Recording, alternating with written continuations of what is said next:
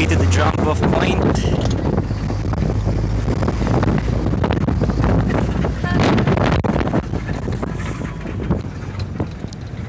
It's 12 in the afternoon. Stop! Ano is that? Hi. The video. And we're just going to start Yes, we're going to start the adventure. And from Sitio Mainit. siya kami pupunta. Yeah. See you guys later. Mga manonood, wala na po kami sa kalsada. Off trail na kami. Wala nang papunta na po. Ayun yung porter namin, alias teleporter. Ang layo na niya sa amin. Bilis niya po maglakad. At makikita niyo po dyan yung mga gulay na kinakain nyo ngayon sa super. Uy! Nasipa ako yung tae. Sige, mamaya ulit. This is 1 hour after trekking. And pahinga muna kami. So far, so good. So nasa Kapatagan pa rin po kami. Whew. Say hello to my new occupation, farmer. And ito yung aming farmlands. Whew. Oh, we've been hiking for 2 hours. 3 na ba? Ay, 2 pa lang. hindi na may lunch pa. So we've been hiking for 2 hours. And wala na kami sa Kapatagan. Kakalabas lang namin doon sa jungle. Closed canopy forest. Jungle mode. And doon kami pupunta next. Ba? Mary Soul and si Ross. Mga may trekking pole. Mga matatanda. Hi there. We're back in the jungle. Ayan, so you barely see the sun and the clouds. We are literally in the jungle. Whew. That's a trail. Whew. Stairs of nature.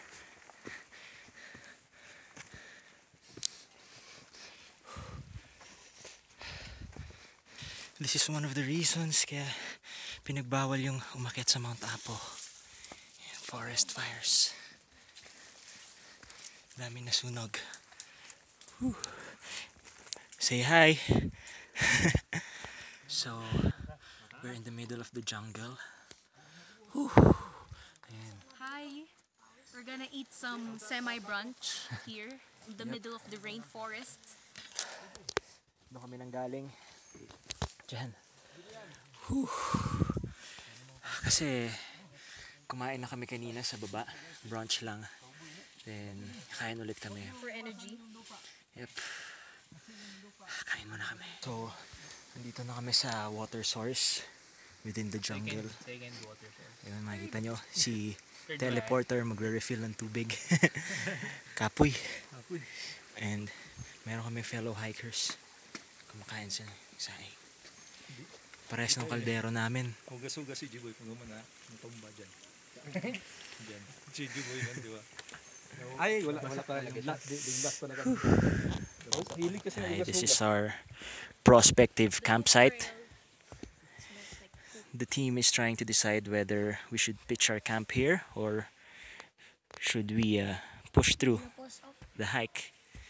Kasi amoy tae daw. Tumae tong batan to. Joke lang. So, nandito na kami sa campsite. And kung makikita nyo, ano siya? Townhouse of nature.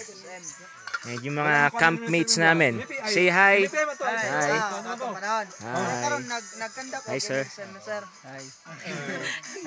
And ayan yung kitchen of the townhouse. And may isa pang kitchen dito. Sir, from Adams, Digos. From Digos. Adams. Yeah. Our friendly neighbors.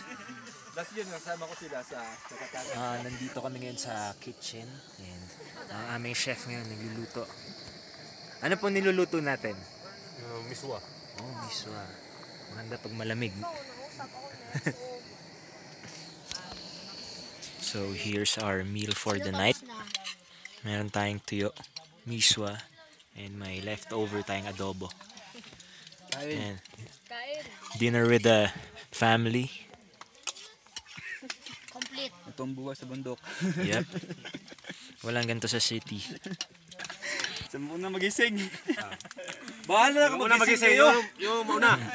Basta, we were going to pick. Peak. You heard that, boys and girls? We're going to peak. Nalasing ako. Basta. It's the captain speaking. We were going to pick, ha? Yes, sir. Okay lang sa inyo? Bahala kayo. Patong ko. Maraming after dinner sessions. Medyo inuman. Kami mangingi po may karon. Okay, awan. Duluay. Thank you. Chat sir. Liste lagi. Yan. There ain't no fun without the booze. Yeah. After dinner sessions namin yan. Mountain style. It's 8:38 Yes. in the evening and we're about to sleep. Tapos na yung post-dinner session. Ayan. Usap with the porters. Yes. Amazing night. The good thing about this adventure is friendly mga tao eh. We learned a lot about nature, about preserving. Na kahit na ngayon nyo lang sila nakilala, they don't feel like a stranger kasi sobrang friendly. And language barriers are not. Despite Di the alin- despite the language barriers, enjoy pa rin. Doesn't hinder us from talking to other people. And so, maaga magigising bukas, 4 4 a.m. a.m. And We're going to the peak! To peak! We're going to peak! peak. Ayon sa captain natin, yun, masyado nag-enjoy yung captain natin eh. Sabi niya, we're going to peak tomorrow. And that's the plan. And good luck. We will trek the Boulders Trail. Okay, this is JC and Hill. Signing out. It's 7:36 in the morning. And we just finished breaking camp. And so we will be leaving in a while for the Boulders Trail. Whew. Ito yung aming natural townhouse. See you guys later. Hi. We just arrived in our next camp. We left Camp Baruring. Count Baruring, I never get that right. We left the camp at 7:50 and we arrived around 8:40, so that's a 50-minute trek. And ayan, ang Camp Goody Goody. May nagpipicture sa tarp. And we have chickens. And marami nagbebenta ng mga goodies. Kaya siguro siya tinawag na Camp Goody Goody. Kasi maraming goodies. Diba, Kuya Aden? Malayo pa Boulders Trail. We're not yet out of the jungle, pero darating rin kami doon. I'm sweating like a candle. And we're getting close to the Boulders Trail. Ayan. Do you see the boulders on that mountain? Doon kami pupunta. Wow. But first, we have to go this slightly thick forest to get there. Just take a look at that. Whew. We're very near the Boulders Trail. We just got out of the heavy jungle. Now, again, we're walking under the sun to get to the summit. Whew. Approximately, it would take us maybe less than 3 hours. Check out this view. Priceless. Whew. Yeah, here's the crew. You so far. Way up ahead. There's sulfur coming out from the rocks.